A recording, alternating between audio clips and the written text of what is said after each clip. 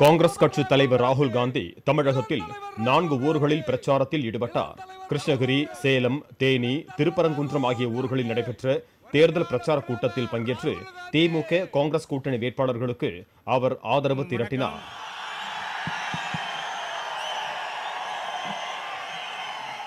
இந்த கூட்டங்களில் பேசிய ராகுல் காந்தி, நடைபெறும் மக்களவைத் தேர்தல் இரு வேறுபட்ட கொள்கைகளுக்கு இடையிலானது என்றார்.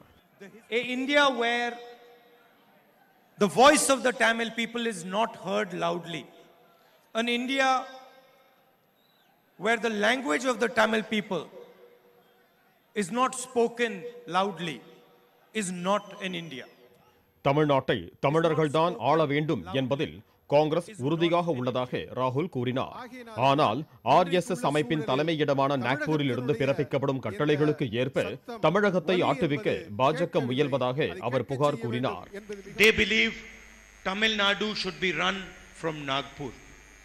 நீட் தேர்வு வேண்டுமா வேண்டாமா என்பதை தமிழகம் உள்ளிட்ட மாநிலங்களே முடிவு செய்து கொள்ள வேண்டும் என்பதே காங்கிரசின் கொள்கை என்ற ராகுல், நீட் தேர்வு விவகாரத்தில் மேலும் ஒரு அணிதா உருவாவதை காங்கிரஸ் விரும்பவில்லை என்றார். That it will be up to the states to decide whether they want to accept NEET or not.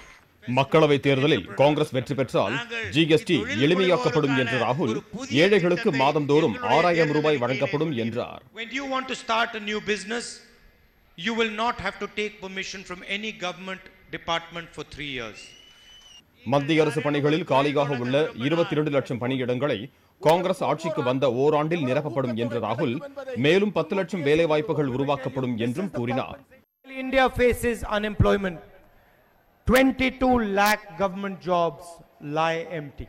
The Congress party will fill those 22 lakh jobs and give them to the youngsters of our country within 1 year. கூட்டத்தில் பேசிய ஸ்டாலின், மாநில அரசுகளுக்கு சுயாட்சி உரிமை அளிக்கப்படும் என்று காங்கிரசின் தேர்தல் அறிக்கையில் உள்ளதை சுட்டிக்காட்டினார். இந்த அறிவிப்பை அண்ணா, கருணாநிதி போன்றோர் கேட்டிருந்தால் ராகுல் காந்தியை உச்சி மோர்ந்து பாராட்டியிருப்பார்கள் என்று அவர் குறிப்பிட்டார். மாநில உரிமையை பற்றி அகில இந்திய காங்கிரஸ் கட்சியினுடைய தேர்தல் அறிக்கையில ராகுல் காந்தி அவர்கள் எடுத்து வெளியிட்டிருக்கிறார் சொன்னால், அப்படி வெளியிட்டு இருக்கக்கூடிய அந்த செய்தியை பார்த்தப்போ எனக்கு ஒரு மிகப்பெரிய கவலை வந்துச்சு. என்ன கவலைன்னா, இதை பார்த்து ரசிக்க, மகிழ்ச்சி அடைய அண்ணா இல்லையே, தலைவர் கலைஞர் அவர்கள் இல்லையே என்ற அந்த கவலை என்னை ஆட்கொண்டது. அவர்கள் இருந்திருந்தால் ராகுல் காந்தி அவர்களை உச்சி மோந்து பாராட்டி தன்னுடைய வாழ்த்துக்களை அவருக்கு தெரிவித்திருந்திருப்பார்கள்.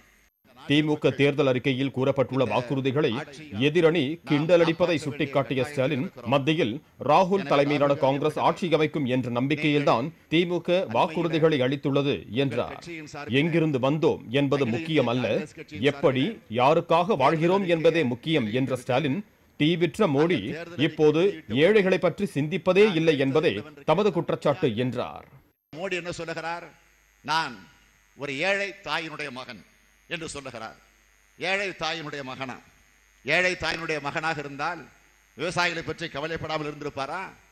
ஏழை தாயினுடைய மகனாக இருந்தால் ஏழைகள் பரம ஏழைகளாக மாறிக்கொண்டிருக்கிறார்கள்.